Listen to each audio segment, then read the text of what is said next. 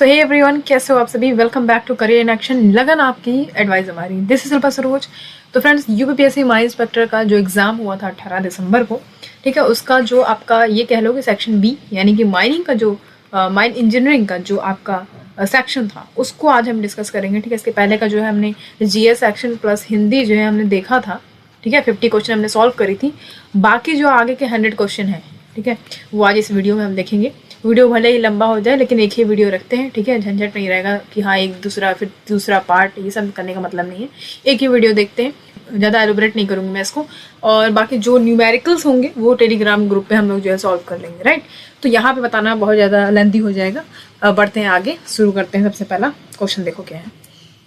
सबसे पहला क्वेश्चन है, bucket used in the shaft sinking operation is also known as. Shaft sinking operation में जो बकेट यूज किया जाता है उसको और किस नाम से जाना जाता है, तो उसको भैया हम लोग क्या बोलते हैं, कीबल बोलते हैं। ठीक है, कैप स्कैफोल्ड च्यूट्स लिखा हुआ वो नहीं है, कीबल बोलते हैं इसको। ठीक है, याद रखिएगा इसको। चलो, तो ये किसने सही किया भैया, बताते जाना अपना कि जो अगर लग रहा है कि हाँ ये गलत है या ये आपने गलत किया या ये होना चाहिए इसको, तो यह सब आप कमेंट बॉक्स में कमेंट करते जाइएगा। बढ़ते हैं सेकंड क्वेश्चन की तरफ। तो ये आपका जो है सेट बी का पेपर है। ठीक है, सेट बी का पेपर है। चलो, तो if the fore bearing of a line A B is 35 degree and that of line B C is 15 degree, then the included angle between the line is. इसको जो है इसको टेलीग्राम पे solve कर दिया जाएगा। इसका राइट आंसर आ जाएगा 160 डिग्री। ओके, इसका जो फॉर्मूला है इंक्लूडेड एंगल निकालने का वो जो है हम टेलीग्राम पे भेज देंगे, वहाँ पे आप आराम से इसको देख लेना। ठीक है, नेक्स्ट क्वेश्चन पे बढ़ जाते हैं। 53 देखो क्या है, जैक हैमर ड्रिल आर। अब जैक हैमर ड्रिल जो है वो किस टाइप का ड्रिल मशीन है, rotary type drill machine, rotary percussive type drilling machine, या फिर कोई भी नहीं, rotary percussive drill type machine है ये, याद रखिएगा, जैक हैमर ड्रिल। ओके, चलो क्वेश्चन 54 देखो, the function of Lilly controller in winding engine is to prevent. देखो, जो लिली कंट्रोलर होता है बेसिकली उसका जो फंक्शन होता है विंडिंग इंजन में वो ये होता है कि जो ओवर स्पीड होता है उसको प्रिवेंट करे। ठीक है, over winding, over heating, overloading का नहीं होता है।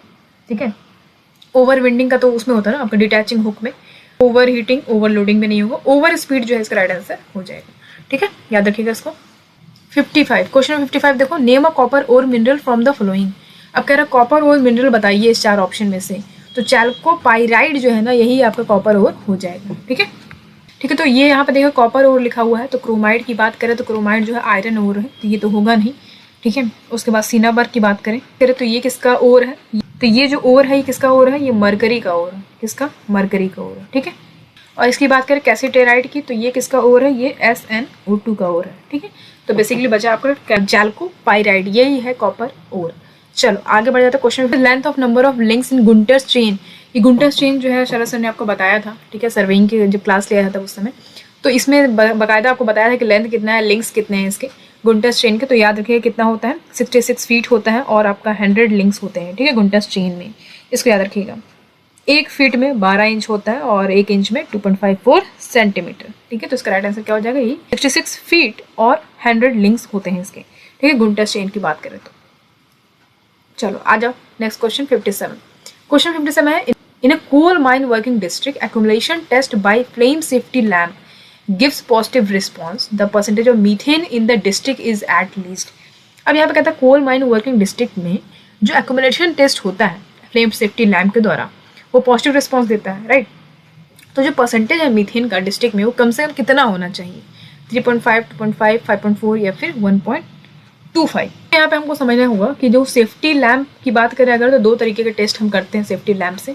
एक तो होता है एक्यूमुलेशन टेस्ट जो कि यहाँ पे लिखा हुआ है, और एक होता है आपका परसेंटेज टेस्ट। ठीक है, तो जो एक्यूमुलेशन टेस्ट होता है, तो एक्यूमुलेशन टेस्ट होता है उसमें नॉर्मल हम जो फ्लेम होता है उसको हम लेके जाते हैं। जो ये परसेंटेज टेस्ट होता है उसमें हम खुद से फ्लेम को बनाकर लेके जाते हैं, है ना, तो उस तरीके से होता है। तो जो एक्यूमुलेशन टेस्ट की बात करें तो इसमें जो एटलीस्ट कितना % होना चाहिए मीथेन का, तो 3% सेफ्टी जोन पे है, 3% होना चाहिए, लेकिन 3% में दिया नहीं है, तो हम इसको 3.5 या फिर 2.5 कंसिडर कर सकते हैं। तो हम दोनों उसको छोड़ सकते हैं। अब जो ऑफिशियल आंसर किया आएगा उसके ऊपर जाएंगे, फिलहाल इसको छोड़ते हैं। 3.5 या 2.5 इसमें से हो सकता है कुछ। ठीक है, डिपेंड करता है यूपीपीएससी क्या कंसिडर करे इसमें से। चलो अब आगे आ जाते हैं। नेक्स्ट क्वेश्चन देखो 58 है, in a biaxial stress field the vertical stress is 10 mega pascal and Poisson's ratio for the rock mass is 0.2, the horizontal stress of mega pascal is. अब यहाँ पे बाई एक्सियल स्ट्रेस फील्ड दिया हुआ है, vertical stress कह रहा है कि 10 मेगापास्कल है और पॉइजन्स रेशियो जो है रॉक मास का वो 0.2 है। तो हॉरिजॉन्टल स्ट्रेस जो मेगा पास्कल का है वो कितना होगा, ठीक है। तो इसका राइट आंसर क्या हो जाएगा, 2.5 इसका राइट आंसर हो जाएगा। इसको सॉल्व कर लेंगे हम टेलीग्राम ग्रुप पे।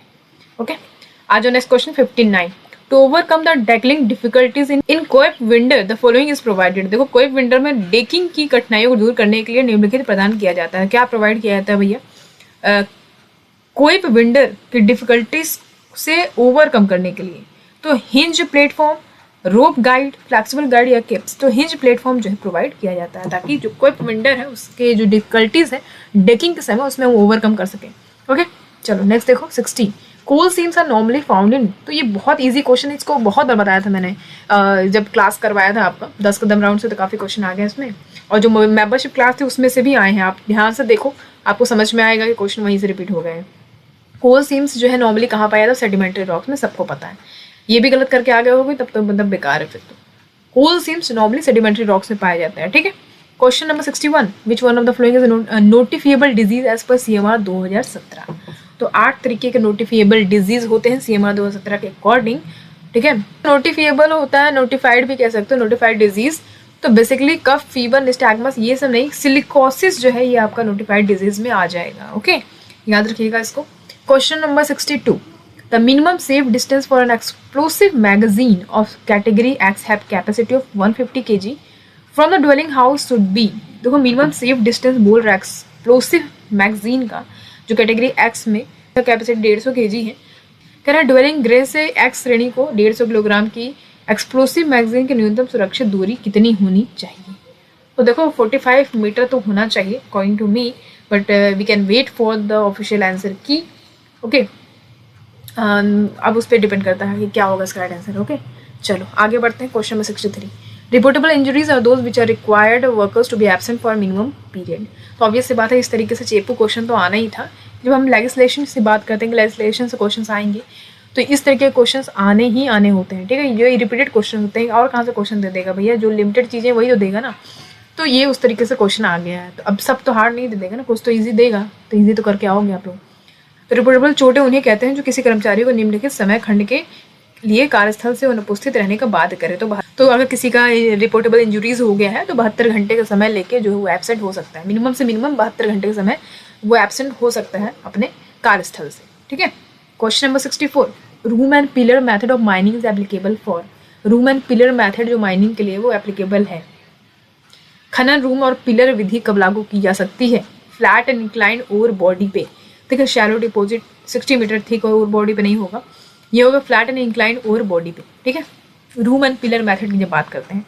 आज जो next question number 65, the full form of PETN। ये मैंने आपको प्रोवाइड किया था एब्रिविएशन, है ना। माइनिंग में जो एग्ज़ाम कराते हैं तो उसमें आपको एब्रिविएशन मैंने पूरा दिया था। तो मुझे लगता है कि स्टार्टिंग के 12 रैंक के अंदर जो है PTN भी दिया हुआ था, तो ध्यान से देखा होगा आपने, तो इसको कर लोगे। पेंटा एरिथेट्रोल टेट्रा नाइट्रेट जो है इसका राइट आंसर हो जाएगा, ठीक है। कौन लोग जो है ज़्यादा बुद्धि लगा के जो है पेंटा एरिथेट्रोल ट्राई नाइट्रेट लगा दिए होंगे, कौन है वो लोग बताइए ज़रा कमेंट बॉक्स में। खैर ये राइट आंसर इसका हो जाएगा, ठीक है। चलो आगे बढ़ जाओ। 66 देखो, in the diamond drilling the BX size stand for. जो डायमंड ड्रिलिंग होता है उसमें BX साइज कितना होता है। तो पहली बात तो ये समझो कि ड्रिलिंग की जब हम बात करते हैं तो उसका जो पैरामीटर है ना, ड्रिलिंग के साइज का पैरामीटर जो है वो किस तरीके से है। देखो NX होता है, BX होता है, AX होता है, EX होता है, ठीक है। बेसिकली ये साइज होता है, इस पैरामीटर पे ड्रिलिंग काम करता है, इसका साइज यही होता है। तो यहाँ पे आप देख पा रहे हो, यहाँ पे जो दिया हुआ है होल का डायमीटर 60 mm, कोर का डायमीटर 42 mm, तो यही आपका राइट आंसर हो जाएगा, ठीक है। यहाँ पे बात हो रहा है BX साइज का, तो BX साइज का कितना होता है 60 mm और 42 mm, ठीक है। होल का डायमीटर 60 mm और कोर का डायमीटर 42 mm, ठीक है। इतना बेसिक जानना जरूरी था आपके लिए। है आगे बढ़ते हैं। क्वेश्चन नंबर 67 देखो, the length of consecutive cores obtained from a 2 meter section of a bore hole NX size are 88, 37, 15, 175, 254 ऐसे लिखा हुआ है। The RQD value of rock in this section is. अब RQD वैल्यू ऑफ कह रहा है कि रॉक का इस सेक्शन में क्या होगा। तो भैया पहले तो ये जानो कि रॉक RQD क्या होता है, रॉक क्वालिटी डेजिग्नेशन होता है। कैसे निकालते हैं इसको, sum of size greater than equal to 10 centimeter by length of core into 100, ठीक है। तो हमें पता है कि 10 mm इक्वल टू 1 सेंटीमीटर होता है। तो यहाँ पे कितना सेंटीमीटर लिखा है, 10 सेंटीमीटर लिखा है, तो इसको हम इंटू कर सकते हैं, तो 100 हो जाएगा। तो 100 सेंटीमीटर के ऊपर वाले जितने भी यहाँ पे नंबर दिए हुए हैं आप देख पा रहे हो, तो वो सबको क्या करना है, वो प्लस करना है और इसको डिवाइड कर देना है 2000 से, ठीक है, और इसको इंटू कर देना है 100 से। तो इसका आपका आंसर आ जाएगा 90। ठीक है, ये समझ में आया, इस तरीके से इसको सॉल्व करना है। ओके, आज आगे बढ़ जाते हैं। क्वेश्चन नंबर 68 देखो, काटा थर्मामीटर यूज टू मेजर। अब काटा थर्मामीटर, ये जो क्वेश्चन है ये भी हमने सॉल्व कराया था आपको। तो बेसिकली जब हमने वेट बल्ब टेम्परेचर, ठीक है, और ड्राई बल्ब टेम्परेचर, तो wait bulb temperature, dry bulb temperature जब हमने पढ़ा था तो उसमें बताया था काटा थर्मामीटर को हम मेजर करते हैं किसलिए, फॉर कूलिंग पावर। ठीक है, कूलिंग पावर को कूल करने के लिए। Okay, next question 69, which type of clay is most widely use as a drilling mud. अब ये जल्दी में ही एक स्टूडेंट ने पूछा था मुझसे, मैम डायरेक्ट ये क्वेश्चन ही भेजा मुझसे, बोल रहा कि मैम इसका आंसर बताइए। तो वही क्वेश्चन आ गए यहाँ पे। तो कौन सा, किस टाइप का क्ले हम बेसिकली यूज़ करते हैं ड्रिलिंग मड के लिए, तो बेंटोनाइट क्ले होता है, वो बेंटोनाइट क्ले को हम यूज़ करते हैं। ठीक है, चलो आगे बढ़ जाते हैं। फ्रैक्चर क्लीवेज इज, अब कह रहे हैं फ्रैक्चर क्लीवेज जो है वो क्या है, form in high grade metamorphic rocks common within sandstone bed consist closely space microfault और माइक्रो फ्रैक्चर, या फिर बोथ बी एंड सी। तो both B and C right answer हो जाएगा। फ्रैक्चर क्लीवेज को हम common within sandstone bed, sandstone bed में साधारणतः होती है ये, कंसिस्ट क्लोजली स्पेस माइक्रोफॉल्ट और माइक्रो फ्रैक्चर। तो क्लोजली है ये, बहुत पास पास वाले माइक्रोफॉल्ट और माइक्रो फ्रैक्चर्स को हम फ्रैक्चर क्लीवेज कह सकते हैं। ओके, आगे बढ़ जाओ। 71 देखो, सेल्फ कंटेंट ब्रीदिंग अपैरेटस में बी। अब देखो ये बहुत ही गजब का क्वेश्चन है क्योंकि इसमें बहुत सारे लोग कंफ्यूज भी थे। ठीक है, मैं इसमें बताना चाहूँगी आपको सही क्या होगा इसमें। ठीक है, यहाँ पे पहले समझो। तो बेसिकली यहाँ पे जब हम सेल्फ कंटेंट ब्रीदिंग अपैरेटस की बात करते हैं तो यहाँ पे दो मेजर टाइप्स के होते हैं, एक तो ओपन सर्किट, एक क्लोज सर्किट। तो बेसिकली जाहिर सी बात है यहाँ पे जब लिखा हुआ है क्लोज सर्किट तो ये तो है नहीं कि ऐसा होगा, नहीं है, क्लोज सर्किट ओपन सर्किट दोनों ही है। लेकिन यहाँ पे सेल्फ कंटेंट ब्रीदिंग अपैरेटस में बी बोल रहा है, मे बी आइदर ए और बी बोल रहा है ना। तो हमें ये समझना चाहिए कि सेल्फ कंटेंट ब्रीदिंग अपैरेटस की जब बात होती है तो ये सिर्फ क्लोज्ड सर्किट अपैरेटस होगा। ठीक है, देखो बेसिक डिफरेंस दोनों के बीच में यही होता है कि जो आपका ओपन सर्किट होता है ना, open circuit self content breathing apparatus, तो इसको रेस्क्यू ऑपरेशन के लिए यूज़ किया जाता है। ठीक है, जो कि बहुत लंबे समय तक चलता है। लेकिन जब हम क्लोज सर्किट की बात करते हैं, close circuit self content breathing apparatus, तो ये जो डिवाइस है बेसिकली इसको रिस्पायरेटरी प्रोटेक्शन के लिए यूज़ किया, डिज़ाइन किया गया है। इसको हम यूज़ करते हैं रिस्पायरेटरी प्रोटेक्शन के लिए जब हम बहुत ज़्यादा हैजार्डियस एटमॉस्फेयर में जब इंटर करते हैं, है ना, तो वहाँ पे। और ये बहुत ज़्यादा डेंजरस होता है लाइफ और हेल्थ दोनों के लिए, क्योंकि भैया जब हम उस अपैरेटस से क्या कर रहे हैं, हम उसको जो हम ब्रीद, मतलब जो हम सांस जो है छोड़ रहे हैं वही तो हम रीब्रीथ करते हैं ना उसको। तो self content breathing apparatus close circuit apparatus को बोलेंगे। ठीक है, तो यही आपका राइट आंसर हो जाएगा। ओके, ध्यान में रखिएगा। Next question 72, Poisson ratio is define as, तो बहुत बार बताया था इसको, पॉइजन रेशियो को क्या सा इसको फॉर्मूला दे दिया, बताइए क्या होगा इसमें। तो इसका राइट आंसर क्या हो जाएगा, lateral strain by longitudinal strain, यही राइट आंसर इसका हो जाएगा। ठीक, lateral strain by longitudinal strain. Okay, चलो next question 73, the rock mass classification system that considered active stress factor is. ठीक है, तो यहाँ पे देख पा रहे हो rock mass classification system that considered active stress factor is Q system. तो रॉक मास क्लासिफिकेशन सिस्टम को क्यू सिस्टम बोलते हैं जो एक्टिव स्ट्रेस फैक्टर को क्या कंसिडर करता है। ठीक है, next question 74, the horizontal axis driven below the ground from shaft to the ore body or to an opening which is parallel to the ore body is called। किसी भूमिगत क्षैतिज access जो शाफ्ट से आयस्कत या किसी ओपनिंग से आयस्कत के समांतर खुदी हो उसको क्या कहते हैं, उसको हम क्रॉस कट बोलते हैं। क्या बोलते हैं, क्रॉस कट। ठीक, अदर जो है ये तो हिल्स में होता है। तो जो हॉरिजॉन्टल एक्सेस होता है below the ground from shaft to ore body, ठीक है, ओपनिंग तक, फिर वो पैरेलल होता है ओर बॉडी के, उसको हम बोलते हैं क्रॉस कट। आगे बढ़ जाते हैं 75 देखो, the point beyond which the mineral can not be economically extracted is called. कह रहा है वह बिंदु जिसके आगे खनिज या आर्थिक रूप से निष्कर्षण नहीं किया जा सकता है, उसको हम क्या बोलते हैं, उसको हम बोलते हैं ब्रेक इवन स्ट्रिपिंग रेशियो। क्या बोलते हैं उसको, ब्रेक इवन स्ट्रिपिंग रेशियो। ये बुक का लाइन उठा के दे दिया है, अगर बुक पढ़े हुए आप तो आराम से ही कर लेते हैं। ठीक है, आगे बढ़ते हैं। क्वेश्चन नंबर 76 देखो, 76 को स्किप करते हैं। ठीक है, इस पर थोड़ा सा कन्फ्यूजन है। आगे बढ़ जाते हैं। क्वेश्चन 77 देखो, major source of heat in underground coal mine is due to. अब कह रहा है मेजर हीट जो सोर्स है हीट का अंडरग्राउंड कोल माइंस में वो क्या है, ऑब्वियस सी बात है सबको पता है, ऑक्सीडेशन है, ये ऑक्सीडेशन है। ठीक है, मेजर सोर्स हीट की बात करें तो अंडरग्राउंड कोल माइंस में। अब आगे आ जाता है 79 देखो, 79 क्वेश्चन है, for measuring relative humidity we use. अब रिलेटिव ह्यूमिडिटी के लिए हम क्या यूज़ करते हैं? देखो, रिलेटिव ह्यूमिडिटी की बात करें तो जो रिलेटिव ह्यूमिडिटी होता है एटमॉस्फेयर में, वो मेजर किया जाता है wet and dry bulb thermometer के द्वारा। ठीक है, इसको हम क्या बोलते हैं? इसको हम हाइग्रोमीटर बोलते हैं। क्या बोलते हैं? हाइग्रोमीटर। और हाइग्रोमीटर को ही हम साइक्रोमीटर भी बोलते हैं। तो ये क्वेश्चन बड़ा घुमा के दिया, डायरेक्ट नहीं पूछा। डायरेक्ट हाइग्रोमीटर पे दे सकता था लेकिन नहीं दिया। ठीक है, तो इसको याद रखिएगा। तो यही इसका राइट आंसर हो जाएगा, psychrometer. Question number 79, the maximum allowable concentration of CO and NOx in underground mine atmosphere are respectively. तो कह रहा है कि जो मैक्सिमम अलाउएबल कंसंट्रेशन है CO का, that is carbon monoxide, okay, और NOx, ठीक है, NOx मतलब नाइट्रोजन ऑक्साइड की बात हो रही है यहाँ पे। ठीक है, तो कह रहा है कि जो अलाउएबल कंसंट्रेशन है CO और NO का अंडरग्राउंड माइन एटमॉस्फेयर में, वो कैसे है? तो हमें पता होना चाहिए कि CO का जो है 50 ppm है।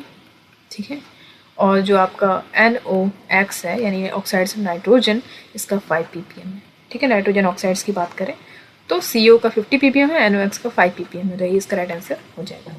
चलो अब आगे बढ़ जाते हैं। क्वेश्चन नंबर 80 देखो, the effect of curvature in labelling is an error which is. तो यहाँ पे कह रहा है कि देखो, जब लेबलिंग में एरर की बात हो, सब्ट्रैक्टिव लगाओगे आप। समतल करने में वक्रता का प्रभाव एक त्रुटि है जो सब्ट्रैक्टिव है, दैट इज जो घटाव है। ठीक है, question number 81, according to mine regulation the value of the fleet angle in degree of a drum winding installation lies in the range of. तो किस रेंज में होता है? 0 to 1.5। ठीक है, याद रखिएगा 1.5 is greater than fleet angle greater than 0। ठीक है, इसको याद रखिएगा, ये सही है। Okay, next 82, in respect of fault the vertical displacement of the fracture bed is called. तो कह रहा है कि फॉल्ट के रिस्पेक्ट में जो वर्टिकल डिस्प्लेसमेंट होता है फ्रैक्चर बेड में, उसको हम क्या बोलते हैं? देखो, डिस्प्लेसमेंट जो है ना, डिस्प्लेसमेंट की बात करें तो डिस्प्लेसमेंट दो तरीके का होता है। एक वर्टिकल होता है, ठीक है, और एक क्या होता है? एक हॉरिजॉन्टल होता है, राइट। तो रिमेंबर, जो वर्टिकल है आपका, ये कैसे होता है? Throw of fault. ठीक, थ्रो ऑफ फॉल्ट। और जो हॉरिजॉन्टल है ये हीव में होता है। ठीक है, तो याद रखिएगा इसको। तो वर्टिकल डिस्प्लेसमेंट फ्रैक्चर बेड, इसको क्या बोलते हैं? हम थ्रो ऑफ फॉल्ट बोलते हैं। अगर यहीं पे हॉरिजॉन्टल लिखा होता है वर्टिकल की जगह पे, तो आप हीव लगाते हैं, राइट। तो ये थ्रो ऑफ फॉल्ट इसका राइट आंसर हो जाएगा। क्वेश्चन में था 83 देखिए, Respirable dust in an underground coal mine contain 3% free silica. As per CMR 2017, the maximum allowable respiratory dust concentration in milligram per meter cube in the mine air is। अब कह रहा है कि रिस्पायरेबल डस्ट जो है अंडरग्राउंड कोल माइन में, वो 3% free silica उसमें है। CMR 2017 के अकॉर्डिंग कितना minimum allowable respiratory dust concentration होना चाहिए माइन एयर में, ये कह रहा है क्वेश्चन। देखो, पहली बात समझो कि 2 मिलीग्राम पर मीटर क्यूब तब होगा जब फ्री से लेकर ग्रेटर देन 5% फ्री सिलिका अगर है, ठीक है, तो आपका 2 मिलीग्राम पर मीटर क्यूब होगा। तो यहाँ पे कितना है? 3% फ्री सिलिका, तो यानी कि 5% से तो कम है, तो यानी कि इसके बीच में है, तो यानी कि 2 मिलीग्राम पर मीटर क्यूब राइट आंसर आपका हो जाएगा, है ना। अगर मान लो 5% से ज़्यादा सिलिका होता है, तब आप क्या करोगे? 10 से गुणा कर दोगे। ओके, चलो आगे बढ़ो। 84 देखो, in underground coal mine district return air should not contain inflammable gas more than. अब यहाँ पे कह रहा है रिटर्न एयर की बात हो रही है, ठीक है। अंडरग्राउंड कोल माइन में जो रिटर्न एयर होता है उसमें इनफ्लेमेबल गैस कितने से % से ज़्यादा नहीं होना चाहिए, यहाँ पे ये कह रहा है। तो पहली बात तो ये समझो कि जो हम रिटर्न एयर की बात जब करते हैं, रिटर्न एयर तो 0.75% से ज़्यादा नहीं होना चाहिए, और जब जनरल जो बॉडी होता है एयर का, वो कितना होता है? 1.2%। ठीक है, चलो ये समझ में आ रहा है। तो यहाँ पे ये जरूरी है समझना। तो यहाँ पे देखो 0.75% आपका राइट आंसर हो जाएगा, रिटर्न ईयर की बात हो रही है इसलिए। ठीक है, चलो क्वेश्चन 85 देखो, which of the following equipment can be used in the development as well as extraction phase in an underground coal mine. तो ये तो बहुत अच्छा क्वेश्चन है, बहुत ईजी क्वेश्चन है, बहुत बार लगाए भी होगे इसको आप। ठीक है, तो कौन सा ऐसा इक्विपमेंट है जो हम यूज़ करते हैं, मतलब जो एक्सट्रैक्शन फेज में जो हम यूज़ करते हैं इसको अंडरग्राउंड कोल माइन में, तो वो है कंटिन्यूअस माइनर। ठीक है, कंटिन्यूअस माइनर को हम यूज़ करते हैं। ठीक है, चलो आगे देखो 86, crossing point temperature method is commonly used for. तो भैया क्रॉसिंग पॉइंट टेम्परेचर मेथड जो है बेसिकली हम यूज़ करते हैं किस लिए? सहज ताप के लिए, कोयले की सापेक्ष प्रवृत्तियां के लिए हम इसको यूज़ करते हैं। That is relative tendency of coal to spontaneous heating. जब कोल्स को हम स्पॉन्टेनियस हीट में रखेंगे तो रिलेटिव टेंडेंसी उससे क्या होगा? बेसिकली इस चीज़ को हम क्रॉसिंग पॉइंट मेथड से इसको क्या करते हैं? यूज़ करते हैं इसको जानने के लिए, relative tendency of coal. Okay, तो यही राइट आंसर आपका हो जाएगा। आगे बढ़ते हैं 87 देखो, main composition of gases in black damp is known as. तो जब मैंने इसको माइन गैसेस वाला क्लास लिया था तो मैंने आप उसको बताया था, है ना, वो अगर आप देखे हो तो आराम से इसको कर लोगे। ठीक है, तो ब्लैक डैम्प बेसिकली क्या होता है, ब्लैक डैम्प जो है एटमॉस्फेयर में होता है, जिसमें क्या होता है, फ्लेम लैम्प जो है आपका जल नहीं सकता। ठीक है, क्योंकि वहाँ पे बहुत ज़्यादा मात्रा में CO2 और नाइट्रोजन होता है एटमॉस्फेयर में। ठीक है, इसलिए ब्लैक डैम्प नहीं जल सकता। ब्लैक डैम्प को हम क्या बोलते हैं, CO2 से डिनोट करते हैं। ठीक है, CO2 से डिनोट करते हैं। ये जो है आपका ठंडी गैस है। ठीक है, ठंडी गैस है। ठीक है, तो मेन कंपोजिशन जो बोल रहा है वो क्या होगा, CO2 plus N2 that is excess amount of nitrogen. जब हम बोलें तो इसका मतलब वो ब्लैक डैम्प की बात हो रही है। ठीक है, CO2 प्लस N2। चलो क्वेश्चन में 88 देखो, the size range of coal dust particle producing most violent explosion. अब कह रहे हैं जो साइज रेंज होता है कोल डस्ट पार्टिकल का, जब बहुत ज़्यादा वॉलेंट एक्सप्लोजन प्रोड्यूस कर देगी तो कितना माइक्रोमीटर होना चाहिए, तो ये बताना है आपको। 1 से 10 माइक्रोमीटर या फिर 100 से 500 माइक्रोमीटर या फिर 10 to 100 माइक्रोमीटर। तो यही राइट आंसर आपका हो जाएगा, 10 to 100 माइक्रोमीटर। ठीक है, याद रखिएगा इसको, ये कंफ्यूज नहीं होना, यही राइट आंसर होगा इसका। क्वेश्चन 89 देखो, what is the use of pitot tube. अब पाइटोट ट्यूब का यूज क्या है ये हम देखेंगे। देखो पाइटोट ट्यूब की जब हम बात करते हैं ना, तो ये ऐसा सिस्टम है जो प्रेशर सेंसिटिव इंस्ट्रूमेंट है। बेसिकली ये आपको एयरक्राफ्ट में ज़्यादातर देखने को मिलेगा, वहाँ पे डिटरमाइन करने के लिए उसका जो एयर स्पीड होता है ना एयरक्राफ्ट का, उसको हम यूज़ करते हैं। ठीक है, और तो बेसिकली पाइटोट ट्यूब से जो है विंड टनल एक्सपेरिमेंट करते हैं हम लोग। एयरप्लेन का जो फ्लो स्पीड होता है उसको मेजर करने के लिए भी हम पाइटोट ट्यूब का यूज़ करते हैं। ठीक है, जो है 2 होल्स होते हैं, इसका जो सिलेंडर ट्यूब होता है उसमें 2 होल होते हैं। तो एक से क्या ये मेजर करता है, जो फ्रंट होल होता है वो एयर स्ट्रीम में प्लेस होता है, वो क्या मेजर करता है, स्टैग्नेशन प्रेशर मेजर करता है। जो साइड होल वो मेजर करता है स्टैटिक प्रेशर। तो बेसिकली ये स्टैटिक प्रेशर मेजर करने के लिए हम पाइटोट ट्यूब का यूज़ करते हैं। ओके, क्वेश्चन नंबर 90 देखो, which one of the following is most likely mode of slope failure for the waste dump. तो क्वेश्चन में कह रहा है कि कौन सा ऐसा कचरा डंप के लिए ढलान फेलियर का संभावित तरीका है। तो ऑब्वियस सी बात है, सर्कुलर मोड जो है ये अगर आप तरीका अपनाते हो तो वेस्ट डंप में स्लो फेलियर होने का चांसेस ज़्यादा है। ठीक है, नेक्स्ट क्वेश्चन नंबर 91, सब लेबल इंटरवल इन सब लेबल ओपन स्टोपिंग, ये क्या है, ये जो है ये है decrease with increase in irregularity of the arc body. ठीक है, कुछ चीज़ें हैं बिल्कुल रटना ही था, रट लो, समझ में आ जाएगा। ठीक है, यही इसका राइट आंसर हो जाएगा। क्वेश्चन नंबर 92 देखो, तो परमिसिबल नॉइज लेवल जो भारत में है इंडस्ट्रियल एरिया में, ठीक है, देर टाइम में 75 डेसिबल और 70 डेसिबल एट नाइट रखा गया इसको। ठीक है, चलो क्वेश्चन नंबर 93 देखो, basalt is a class of rock is known as. तो ये बहुत इजी क्वेश्चन है भैया। बेसाल्ट जो है किस टाइप का रॉक होता है, इग्नियस टाइप का रॉक है। ठीक है, इसको मैंने आपको बताया था जब आपको पेट्रोलॉजी पढ़ाया था, तब उसमें आपको बताया था रॉक्स कितने प्रकार के होते हैं। ठीक है, सेडिमेंट्री, मेटामॉर्फिक, इग्नियस रॉक्स, तो ये सब मैंने उसमें बताया था बेसाल्ट। तो ये जो है बेसाल्ट की बात करें तो इग्नियस रॉक का फॉर्म है। ठीक है, क्वेश्चन नंबर 94 देखो, what should be the minimum distance between 2 shaft incline और आउटलेट ऑफ माइन। खदान के 2 शिफ्ट इंक्लाइन या आउटलेट के बीच की न्यूनतम दूरी क्या होनी चाहिए। तो भैया ये सबको पता है 13.5 मीटर होनी चाहिए, 13.5 मीटर। ठीक है, चलो next question 95, a circular curve has a radius of 150 metre and deflection angle of 70 degree, the length of curve in metre is. अब लेंथ ऑफ कर्व जो बोल रहा है वो मीटर में बताना है आपको। ठीक है, तो भैया इसका हम फॉर्मूला देख लेते हैं, 2πr थीटा बाई 360। ये फॉर्मूला पे बैठा दो, आराम से निकल जाएगा। ठीक है, थीटा हमें पता है, रेडियस भी हमें पता है 150 और थीटा है 70। ठीक है, जब इसको सॉल्व करोगे तो आंसर आ जाएगा आपका 183। ठीक है, चलो आगे बढ़ जाओ। 96 क्वेश्चन देखो, the host rock of lead zinc deposit of जवार बेल्ट इज। तो यहाँ पे कह रहा है जो सीसा जस्ता है इसका जो डिपोजिट्स है जवार बेल्ट में, तो वहाँ पे होस्ट रॉक कौन सा है, सर्पेंटाइन, चैल्कोपाइराइट, किम्बरलाइट या फिर मिकास्किस या फिर फाइलाइट। तो मुझे ऐसा लगता है चैल्कोपाइराइट इसका राइट आंसर होना चाहिए, इसको भी पेंडिंग में रखते हैं। ठीक है, चलो 97 देखो, the cap lamp use by the minor is. तो भैया ये क्वेश्चन ना आए तो ऐसे कैसे हो सकता है, ये क्वेश्चन तो पूछना ज़रूरी था। तो भैया other intrinsically safe nor flame proof. ठीक है, यही इसका राइट आंसर हो जाएगा। कैप लैम्प जो माइनर के द्वारा यूज़ किया जाता है, ना ही वो इंट्रिंसिकली सेफ होता है ना ही फ्लेम प्रूफ होता है। चलो आगे देखो 98, in the covert flammability diagram the respective percentage of methane and oxygen at the noise limit is.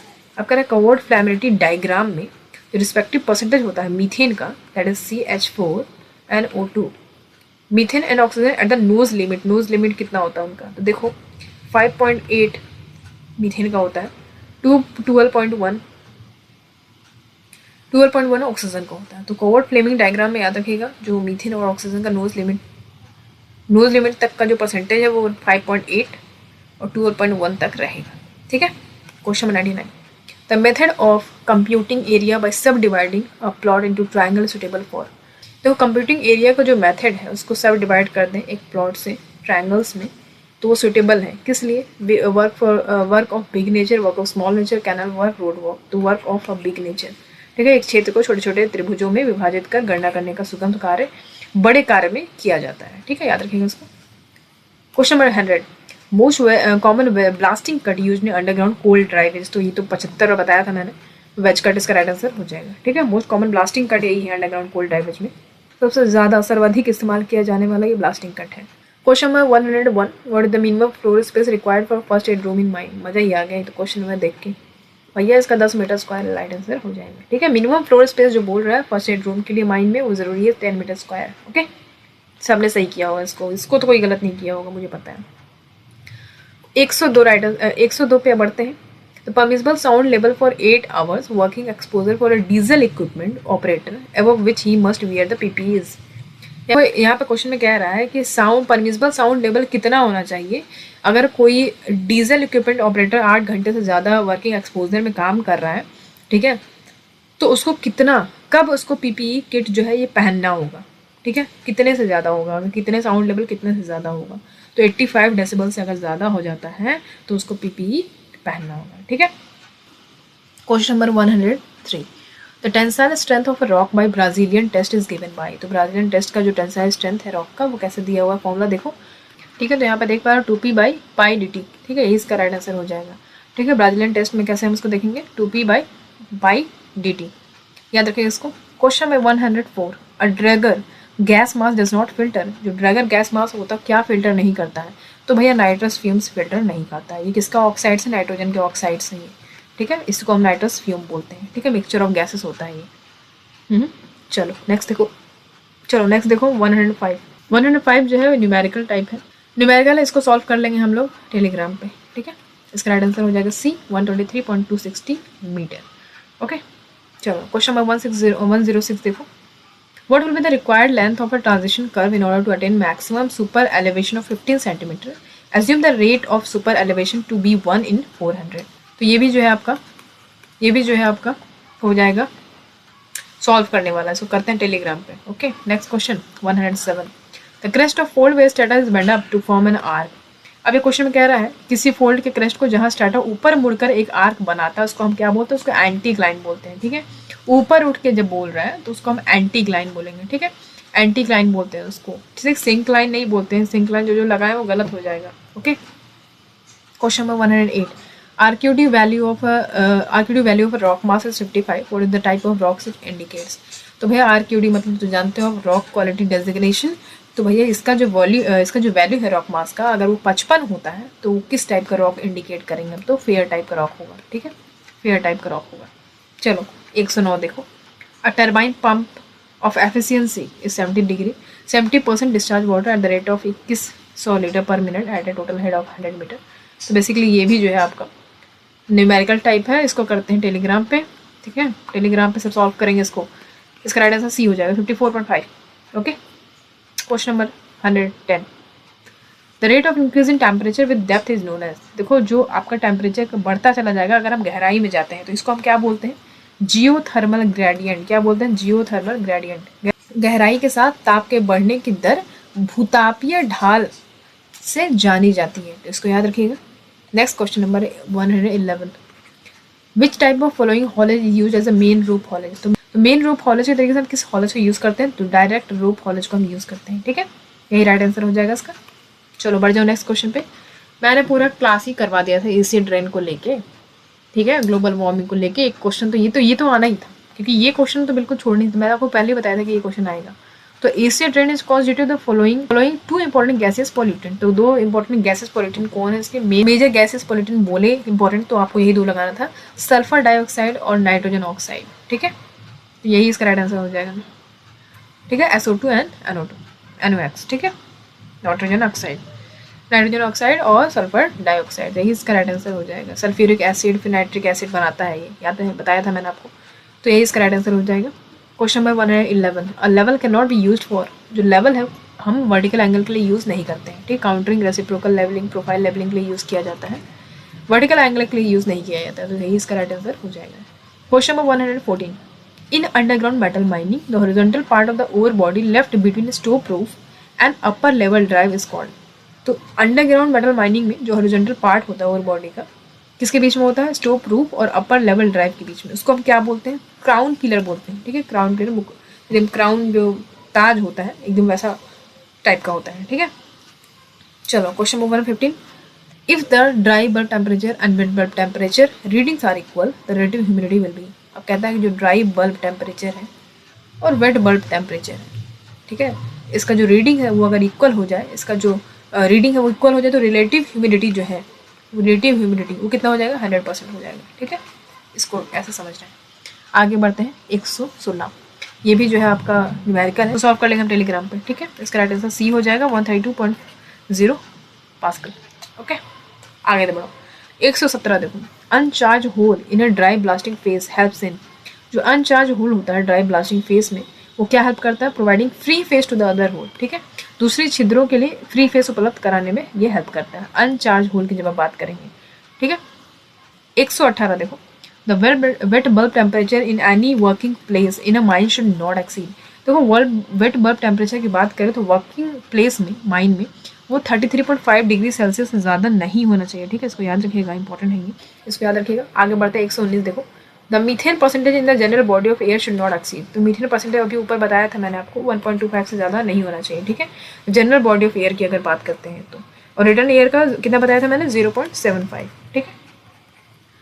तो ये याद रखिएगा 1.25 हो जाएगा जनरल बॉडी ऑफ एयर की बात करें तो, 1.25 से ज़्यादा नहीं होना चाहिए।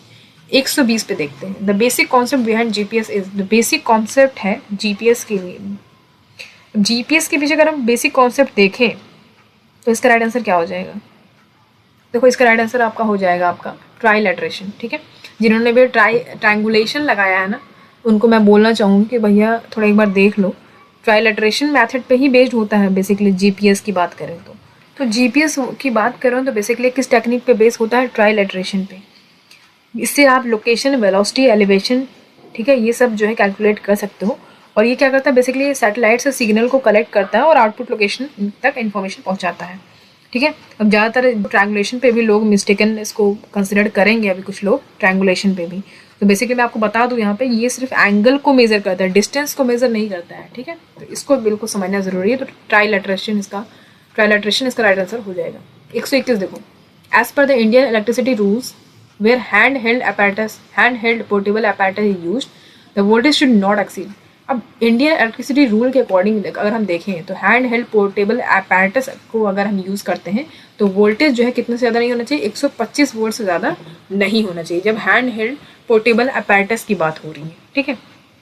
यहाँ पे याद रखिएगा, अगर यहाँ पे हैंड हेल्ड लैम्प बोलता तब हम कितना यूज़ करते? 30 वोल्ट से ज़्यादा वोल्टेज नहीं होना चाहिए था, ठीक है। यहाँ पे क्या बोल रहा है? पोर्टेबल apparatus बोल रहा है, ठीक। तब आप 125 वोल्ट लगाओगे, ठीक है। आगे बढ़ो 122 देखो, what should be the minimum standard of illumination to be provided at first aid station, ठीक है। तो यहाँ पे देख पा रहे हो कि बोल रहा है कि प्राथमिक चिकित्सा केंद्र पर रोशनी की न्यूनतम मानक क्या होनी चाहिए? लक्स में बोल रहा है क्या होनी चाहिए? तो 50 हर्ज होनी चाहिए। कितनी होनी चाहिए? 50 हर्ज होनी चाहिए according to neat DGMS circular. You can see 50 hertz इसका राइट आंसर हो जाएगा, ओके। आओ नेक्स्ट क्वेश्चन देखो, ये न्यूमेरिकल, इसको हम जो है टेलीग्राम पे करते हैं। आगे 124 देखो, quality of air to be calculated to an underground working where 150 workers are employed in the largest shift and daily production is 500 ton will be।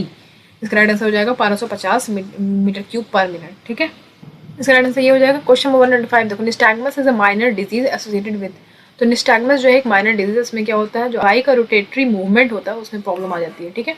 जब काफ़ी समय से, लंबे समय से अगर माइंस में रह रहा है इंसान, तो निस्टैग्मस अगर उसको होता है तो आई में प्रॉब्लम हो जाएगी, ठीक है। तो बहुत ज़्यादा दिक्कत भी हो सकती है आंखों में। चलो क्वेश्चन नंबर 126 देखो, what will be the angle between the two line O A and O B whose bearing is 56 degree east and 56 degree east and 54 degree east. यहाँ पे देखो मैंने ऐसे बनाया, east west north south, right. तो यहाँ पे बोल रहा है ओ को हम कंसिडर कर लेते हैं, इसको ओ है, एंड ओ बी, ठीक है, दो लाइन है ओ ए और O B, whose bearing are south east, south east किधर है भैया, साउथ ईस्ट इधर है, ये दोनों साउथ ईस्ट, इस दोनों के बीच में जो एंगल है ये, इसको हम क्या बोल रहे हैं, 56 डिग्री बोल रहे हैं, ठीक है। ठीक है, ओ ए जो है वो कितना डिग्री है, 56 डिग्री है, ठीक है, ये कितना 56 डिग्री है। और यहाँ पे बोल रहे हैं कि नॉर्थ ईस्ट में बोल रहा है, ये आपका जो लाइन है ये क्या है, ओ बी है, ठीक है, ये बोल रहा है ये कितना है, ये है आपका 54 डिग्री, ठीक है। तो हमें पता है कि जो एंगल का दो सम कितना होता है, 180 डिग्री होता है, तो हम इसको ऐसे कर सकते हैं, 180 डिग्री में से हम माइनस कर दें 54 प्लस कितना कर दें 56 को, ठीक है। जब इसको हम सॉल्व करेंगे 180 डिग्री माइनस 54 प्लस 56 को, 6 4 10 होता है, 5 5 10 और 1 11, ठीक है। इसको जब सॉल्व करोगे तो कितना आंसर आ जाएगा 7 और यहाँ पे 70 डिग्री, 70 डिग्री जो है आपका राइट आंसर आ जाएगा, जो इसका राइट आंसर यही हो जाएगा, ठीक है। चलो अब आगे बढ़ते हैं, क्वेश्चन में 127 देखो, turning the telescope in a vertical plane about the horizontal axis is called. तो टेलीस्कोप को जब हम वर्टिकल प्लेन पर टर्न कर दें अबाउट द हॉरिजॉन्टल एक्सिस को हम क्या बोलते हैं, उसको ट्रांजिस्टिंग और प्लंजिंग दोनों ही बोलेंगे, ठीक है। राइट आंसर इसका दोनों हो जाएगा, both A and B, okay. Question 128, which one is not a suitable stoping method for ore body having oxidising and combustion property. तो कह रहा है कौन सा इसमें से जो है सुटेबल स्टॉपिंग मेथड नहीं है ओवर बॉडीज के लिए जिसमें ऑक्सीडाइजिंग और कंबशन प्रॉपर्टीज हो।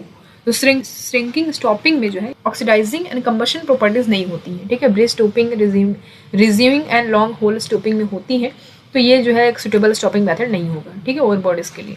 Question number 129, if Poisson ratio of a rock sample is 0.25, then the relationship among modulus of elasticity E and modulus of rigidity G and bulk modulus K is। अब कह रहा है Poisson ratio rock sample का 0.25 दिया हुआ है, ठीक है। तो बोलता है रिलेशनशिप बताइए मॉड्यूलस ऑफ इलास्टिसिटी ई जी के के बीच का। राइट आंसर क्या हो जाएगा, तो पॉइजन रेशियो का जो फॉर्मूला है वो क्या होता है, E equal to 2g 1 plus mu, ठीक है। इस पे फॉर्मूला पे बैठा देना, आंसर आ जाएगा आपका, ओके। पॉइजन रेशियो दिया हुआ है 0.25। चलो आगे बढ़ते हैं, 130 देखो, क्वेश्चन नंबर 130 बहुत इंपॉर्टेंट, बहुत अच्छा क्वेश्चन है। इसको अगर आपने वीडियो ध्यान से देखी होती ना वो माइंस गैसेस वाली, तो आप इसको आराम से कर ले जाते हैं, नहीं भी आता तो। Sting dam H2S hydrogen sulphide बोलते हैं इसको। White dam CO that is carbon monoxide, इसको बोलते हैं खूनी गैस। ब्लैक डैम इसको बोलते हैं कार्बन डाइऑक्साइड, इसको बोलते हैं ठंडी gas. Fire dam that is CH4, इसको बोलते हैं मीथेन गैस, ठीक है, मीथेन गैस। तो इस तरीके से इसको मैच करना है, तो राइट आंसर इसका बी हो जाएगा, okay. Question number 131, in a belt conveyor system function of snub pulley is to. देखो बेल्ट कन्वेयर सिस्टम में जो फंक्शन होता है स्नब पुली का वो क्या होता है, increase angle of wrap of the belt with drive drum, ठीक है। ड्राइव ड्रम के साथ बेल्ट की एंगल ऑफ रैप को बढ़ा देता है, इसका मेन बेसिकली काम यही होता है स्नैप पुली का, ओके। आओ 132 देखो, when the air and mineral flow are in opposite direction the ventilation is known as। तो कह रहा है कि जब वेंटिलेशन जो करते हैं तो उसमें जो एयर और मिनरल फ्लो होता है वो अपोजिट डायरेक्शन में अगर हो तो उसको हम क्या बोलते हैं, उसको हम एंटी ट्रॉपल बोलते हैं। क्या बोलते हैं, एंटी ट्रॉपल, ठीक है। उसको हम क्या बोलते हैं, अपोजिट डायरेक्शन में है तो एंटी ट्रॉपल बोलते हैं। अगर सेम डायरेक्शन में होता है उसको होमोट्रॉपल बोलते हैं, ठीक है। सेम डायरेक्शन में अगर यहाँ पे मान लो सेम डायरेक्शन लिखा होता है तब उसको होमोट्रॉपल बोलते हैं, यहाँ पे अपोजिट लिखा है that is anti tropal. Question 133 देखो, as per DGMS norms severity index is a measure of. अब सीवियरिटी इंडेक्स जो है DGMS के अकॉर्डिंग, DGMS के नॉर्म्स के अकॉर्डिंग, तो बेसिकली सीवियरिटी इंडेक्स से हम क्या मेजर करते हैं, एक्सीडेंट और प्रोननेस ऑफ माइंड, मैदान की दुर्घटना प्रवृत्ति को जो है हम इससे मेजर करते हैं। 134, the angle of draw in rough subsidence helps in determining the, देखो एक्सटेंट ऑफ सरफेस सब्सिडेंस। तो जो सरफेस सब्सिडेंस का एक्सटेंट होता है, सतह पर सब्सिडेंस की जो सीमा होती है बेसिकली उसको जो ये डिटरमाइन करता है, ठीक है, angle of draw in rough substance, याद रखिएगा इसको। Question number 135, which pump works on positive displacement principle. Positive displacement principles पे जो काम करता है वो कौन सा पंप है, वो वेन टाइप रोटेटरी पंप है। कौन type, vane type rotary pump, okay.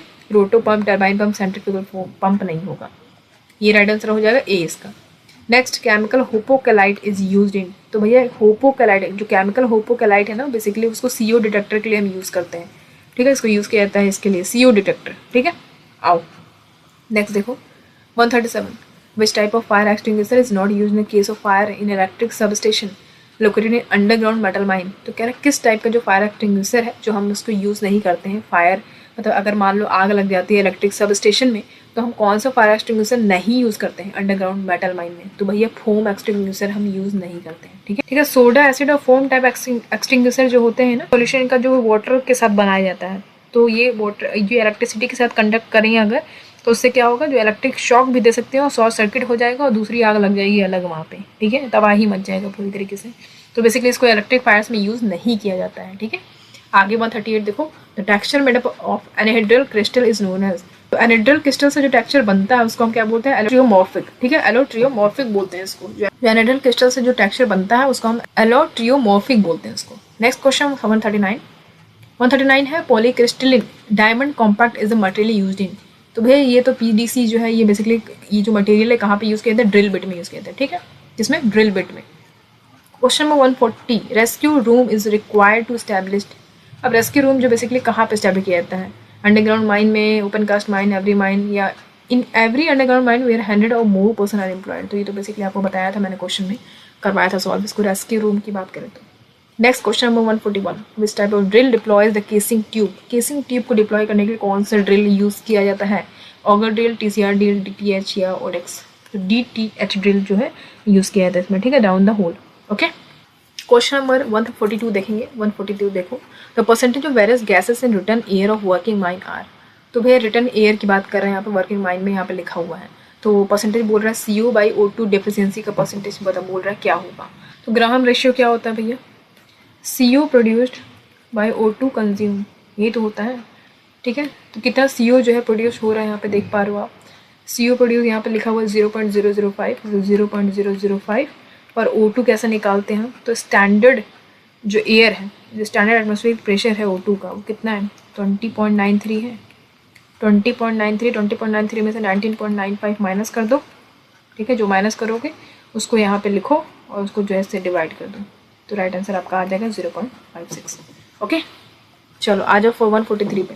From the physiological point of view the most harmful size range of respirable dust is.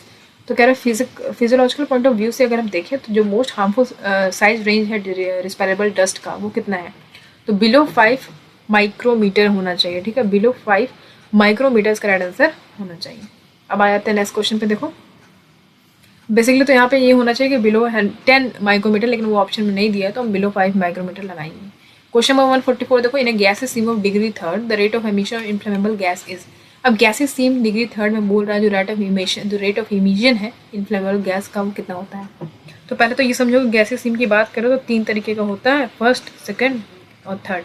ठीक है, तो थर्ड की बात करें जगह अगर हम, तो greater than 10 metre cube per ton of coal production होता है। तो यही इसका राइट आंसर हो जाएगा, greater than 10 metre per cube per ton of coal production. Okay, चलो नेक्स्ट क्वेश्चन देखो 145, under CMR 2017 during the extraction of pillar splitting of pillar must not be done more than how many pillar ahead of the pillar being extracted. जरा हिंदी में देखो, CMR 2017 के तहत खंभों की निकासी के दौरान खंभों का बंटवारा निकालने जाने वाले खंभे से पहले 2 खंभों से अधिक नहीं किया जाना चाहिए। ठीक है, तो इसका राइट आंसर हो जाएगा 2। आ जाओ next question 146, optimum ratio of ANFO in ANFO explosive by volume is. अब कहता है कि जो ऑप्टिमम रेशियो होता है ANFO एक्सप्लोसिव में, वो कितना होता है? तो यहाँ पे देख पा रहे हो 94 और 06। ठीक है, ये बिल्कुल ये रेशियो, ये वॉल्यूम का होता है। ठीक है, इस एक्सप्लोसिव का, इसको याद रखिएगा। ये इसका राइट आंसर हो जाएगा 94:6। क्वेश्चन नंबर 147 है, ये तो मैंने बहुत बार बताया था, ये आ भी है, ये बिहार माइंस इंस्पेक्टर में भी आया था। ठीक है, तो ये देखो, geological age of Gondwana rocks is believe to be during. तो जो एज है जियोलॉजिकल एज गोंडावना रॉक्स का, वो क्या है? तो कार्बोनिफेरस से लेकर जुरासिक तक था। ठीक है, कार्बोनिफेरस से लेकर जुरासिक तक था ये पीरियड। जियोलॉजिकल टाइम पीरियड जब आप देखोगे तो उसमें समझ में आ जाएगा कि ये जो एज है ये इस बीच का था।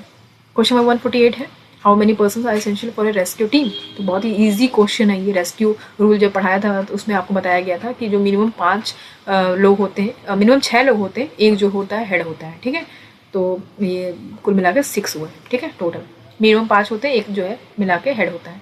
तो हाउ मेनी पर्सन पूछा है, तो मिनिमम से 5 और maximum 6। Question number 149, second last question, when ore body concealed in hill and underground work is carried out by one opening then it is called. अब एक ही क्वेश्चन से घुमा घुमा के 2 क्वेश्चन पूछ लिया है। हील की जब बात हो तो एडिट लगाओगे आप। ठीक है, एडिट हो जाएगा इसका राइट आंसर। ठीक है। क्वेश्चन नंबर 150 लास्ट क्वेश्चन है। A flat coal seam of thickness 3 metre excavated if the bulking factor of root is 1.3 the caving height in metre is. अब कह रहा है 3 मीटर मोटाई की एक फ्लेट कोयला सीम की खुदाई की जाती है। यदि छत का थोक कारक 1.3 है तो मीटर में केविंग की ऊंचाई कितनी होगी। ठीक है, तो उसका राइट आंसर क्या हो जाएगा, 10 हो जाएगा। ठीक है, तो केविंग हाइट जो है मीटर में होगा, तो केविंग हाइट है 10 मीटर हो जाएंगे। ठीक है, तो इतना जो है बेसिकली हमने जो है 100 क्वेश्चंस देखे, इसमें से बताया कितना सही हुए आपके। और जो कुछ क्वेश्चंस तो रहते हैं जो बिल्कुल हम ऑफिशियल आंसर की पे वेट करेंगे उसका मैच करने के लिए। ठीक है, सब क्वेश्चन नहीं जो है आप सही लगा सकते हो खुद से, कुछ चीज़ें आपको नहीं मिलेंगी खोजने पे। तो फिलहाल जो है जब हम मैच भी कर लेते हैं ना, तो बहुत सारे क्वेश्चन जो हैं वो जब हम देखते हैं ऑफिशियल आंसर की, तो उसमें बहुत सारे जो है एरर मिलते हैं हमें। ठीक है, वो यूपीपीएससी क्या उसको कंसिडर करते हैं ये भी ज़्यादा ज़रूरी है। तो उस हिसाब से जो है आगे पीछे 2-3 नंबर एक्स्ट्रा, 2-3 नंबर जो है माइनस करके ही जो है आप अपना काउंट करिएगा मार्क्स। ठीक है, नेगेटिव मार्किंग सही से काउंट करने के बाद जो है देखिए कितने मार्क्स आपके आ रहे हैं। ओके, तो यहाँ पे देखो, तो जो हम लोगों ने पोलिंग कराई थी टेलीग्राम पे, तो ज़्यादातर 70% लोगों ने 300 आउट ऑफ 300 170 से नीचे वाले ही थे ज़्यादातर लोग। ठीक है, 170 के भी नीचे वाले, 170 मार्क्स से नीचे वाले लोग थे। तो 170 और 180 के बीच में हम मान सकते हैं जो कट ऑफ है वो जा सकती है। ठीक है, मतलब अगर हम ठीक है, ये कुछ हम ज़्यादा कम कर रहे हैं, 180 190 मान के चलते हैं, ये जनरल के लिए है। उसके बाद फिर ये जो है कैटेगरी वाइज आप इसको सब डिवाइड कर सकते हो। तो ये बेसिक 180 190 तो मान के चलना पड़ेगा हमें। ठीक है, जनरल कैटेगरी के लिए। तो इतना अगर आप इसके बीच में लाइक करो then you have to move for your mains exam. ओके, और बाकी टेलीग्राम पे जो है सॉल्व करेंगे बाकी न्यूमेरिकल्स। ओके, उसको जल्दी न्यूमेरिकल सॉल्व करके भेजो, आप वहाँ पर डिस्कस करेंगे। चलो, तो फिर आज के लिए इतना ही करते हैं, और लाइक कर दीजिएगा वीडियो को, शेयर कर दीजिएगा। तो चलो फिर आज के लिए इतना ही करते हैं, मिलते हैं आपसे अगले क्लास में। Thank you so much for watching, see you at the next class.